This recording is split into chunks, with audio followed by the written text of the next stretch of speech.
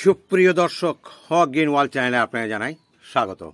আজকে থাম্বনেল এবং টাইটেল দেখেই বুঝতে পারছেন আমি কোন ফুলের ভিডিও করছি। হ্যাঁ, ঠিকই ধরেছেন, এই ফুল গাছগুলোর নাম সত্যি একটু পিকুলার টাইপের। আর সত্যি কথা বলতে কোনো নার্সারিতে খুব একটা এই চারাগুলো পাওয়া যায় না। বিদেশি গাছ, আমি অনলাইন থেকে সিড কিনে এগুলো তৈরি করেছিলাম। এর প্রকৃত নাম বা অর্থাৎ সায়েন্টিফিক নেম হচ্ছে গ্ল্যান্ডুলারিয়া বিপিন্যাটিফিডা। আমি আবার বলছি, গ্ল্যান্ডুলারিয়া বিপিন্যাটিফিডা। আমি চেষ্টা করব স্ক্রিনে নামটা দিয়ে দেওয়ার জন্য। তবে এটা কিন্তু ভারবেনা গ্রুপেরই একটা গাছ, প্যারেরি ভারবেনা বলা হয়। অনেকে এটাকে আঞ্চলিক নাম হিসাবে ওয়াইল্ড ভারবেনাও নামেও ডাকে। তো গাছগুলো দেখতে খানিকটা আমরা যে ধনে পাতা যে খাই সেই ধনে পাতার মতো, এবং ফুলগুলো হচ্ছে পিঙ্ক কালার বলতে পারেন বা পেঁয়াজি কালার যাকে বলি আমরা, সেই কালারগুলো হয়। তো এখন কিন্তু মাত্র 2-3টা স্টিকে আমার ফুলটা এসছে, এই দেখতে পাচ্ছেন এই যে।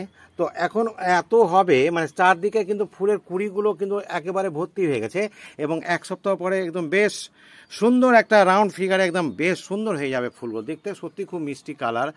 আর যখন একাধিক স্টিকে যখন এই ফুলগুলো হবে তখন খুব ভালো লাগবে। এখন প্রত্যেকটা জায়গাতে আমার কুড়ি চলে এসছে। তো এই গাছ সম্পর্কে একটুখানি বলে দেওয়া যাক যে এটা কী ধরনের মাটি পছন্দ করে। এই মাটিটা এতটাই নরম মাটি যে আপনি এখানে 30% মাত্র সয়েল দেবেন, 20% দেবেন বালি, কারণ ওয়েল ড্রেনেজ করতেই হবে, কারণ এটা স্বল্প ময়েস্ট পছন্দ করে। তবে জমা জল অবশ্যই পছন্দ মোটেই না, ড্রাই থাকলেই মোটামুটি অনেক ভালো থাকে।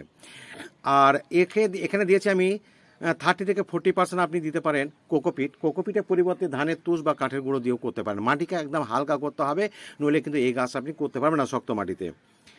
আর পূর্ণ রোদের গাছ।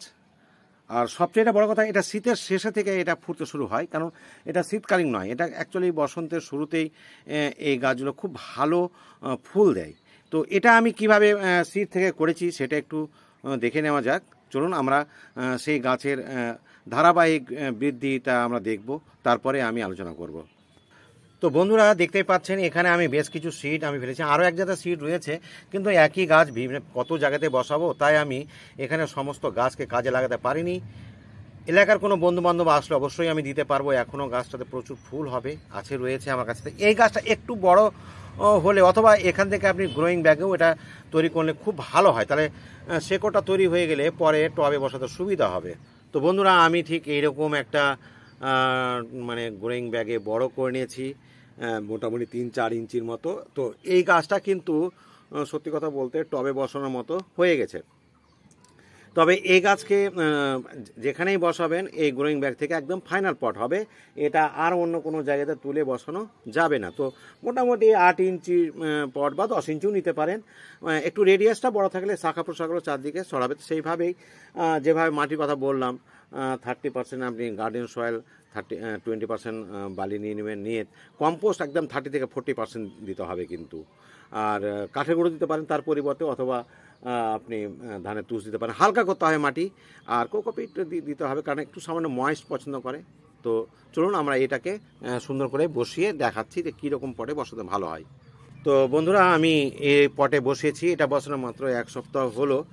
মোটামুটি একটু মানে আর বড় হলেই কিন্তু এর ব্রাঞ্চ তৈরি হয়ে যাবে। এর জন্য আপনাকে প্রুনিং করতে হবে না, কিছু করতে হবে না। প্রকৃতির নিয়মেই কিন্তু এর প্রত্যেকটা বাড বা পর্ব থেকে, এই যে পর্ব, পাতার পর্ব যে আছে, যেখানে পাতার পর্ব আছে, সেখান থেকে কিন্তু গাছটা একদিক থেকে বড় হবে, আর একদিক থেকে কিন্তু এটা বাড়তেই থাকবে।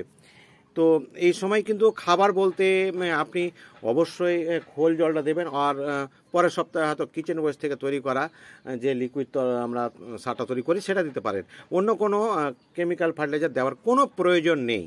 তো চলুন এবার আমরা যেটা প্রথমে যে গাছটা দেখছিলাম সেই গাছ সম্পর্কে একটুখানি আলোচনা করি। তো বন্ধুরা, দেখতেই পাচ্ছেন আমি কিভাবে ধীরে ধীরে এই গাছগুলোকে বড় করেছি এবং ফুল ফোটাতে সক্ষম হয়েছি। এবং আগামী 2 সপ্তাহ পরে গাছটার যে কী চেহারা হবে, সত্যি না দেখলে আপনি বুঝতে পারবেন না। এর যা মিষ্টি কালার, আমাদের কম দামি মোবাইলে বলুন বা এতে, সেই যে মনে হচ্ছে অরিজিনাল কালারটা আমি নিয়ে আসতে পারছি না। এর যে অরিজিনাল কালার আর কি, সেটা থেকে অনেকটাই তফাৎ হচ্ছে। সে যাই হোক, কিন্তু ফুল যে কত হবে তার কোনো ইয়ত্তা নেই, কারণ প্রচুর ব্রাঞ্চ হয়েছে চারদিকে, প্রচুর ব্রাঞ্চ, মানে ব্রাঞ্চের শেষ নেই। যে ব্রাঞ্চগুলো হচ্ছে সে ব্রাঞ্চ থেকে আবার যে এটাইতে শাখা হয়তো উপশাখা যাকে বলবো আমরা, প্রশাখা থেকে উপশাখা যে হয় সেগুলোও ভর্তি হয়েছে প্রত্যেকটা ব্রাঞ্চে মানে দুটো দুটো করে হচ্ছে। মানে এইটা যে মূল শাখা ছিল, এই মূল শাখাটা প্রত্যেকটা দুটো হয়েছে। আবার যখন এই যে এখান থেকে যে শাখাটা বেরোচ্ছে সেখান থেকে প্রত্যেকটা শাখা বেরোচ্ছে, আবার সেই শাখার আবার দুটো শাখা, মানে একটা জ্যামিতিক হারে এর শাখার সংখ্যা বৃদ্ধি হচ্ছে। জানি না, যেহেতু আমি প্রথম এইবার করছি, এই গাছ সম্বন্ধে খুব একটা আমার অভিজ্ঞতা নেই, এবার প্রথম করছি। আগামীতে নিশ্চয়ই আমি আরও অ্যাডভান্স এর চারা করে বন্ধু বান্ধবদের দেওয়ার চেষ্টা করতে। এই সময় শুধু একটুখানি কথা বলবো কী ধরনের খাবার দেবেন। তো খাবারটা বলতে আমি আগেই বলেছি যে এই যে খোল জলটাই কিন্তু এটা দিতে হবে, কারণ অন্য কোনো খাবার দেওয়ার কোনো প্রয়োজন নেই, শক্ত খাবার একদম নেবে না। আর ময়েস্ট থাকতেই কিন্তু পছন্দ করে, তাই খেয়াল রাখবেন একটু মাটি যেন খুব একটা শক্ত না হয়ে যায়, আর অতিরিক্ত জল যেন না হয়। আর ফুল ফোটাতে হলে তো আপনারা জানেন জৈবিকভাবে আমরা যে জিনিসটা করে থাকি সেটা হচ্ছে পেঁয়াজের খোসা বা কলার খোসা ভেজানো জল দিতে হয় পটাশের উৎস হিসাবে। তো এটা হচ্ছে আমার পটাশের উৎস হিসাবে আমি এটা একটুখানি দিচ্ছি আর কি, যাতে আমার গাছটাতে প্রচুর ফুল আসে, এবং ফুল আসা শুরু হয়ে গেছে এবং এই মুহূর্তে এই খাবারটা খুবই পছন্দ করে। তো বন্ধুরা, এই হচ্ছে ব্যাপার। এখন পর্যন্ত এর কোনো রোগ পোকার আমি আক্রমণ দেখিনি। আমি নিশ্চয় এর পরবর্তীতে কোনো দিন আর কি যখন অন্য অন্য গাছে নিম অয়েল দেবো, তখন এই গাছেও নিম অয়েল দেবো। তো বন্ধুরা, আজ এর থেকে বেশি কিছু আলোচনা করছি না, জাস্ট একটু বসন্তের গাছ প্রচুর ফুল হবে আর কি, এই একটু একটু গরম যখন পড়েছে। তো ভালো লাগলে অবশ্যই আমার চ্যানেলটিকে সাবস্ক্রাইব করবেন এবং নিত্য নতুন আনকমন গাছের আপনারা ভিডিও পেতে পারেন।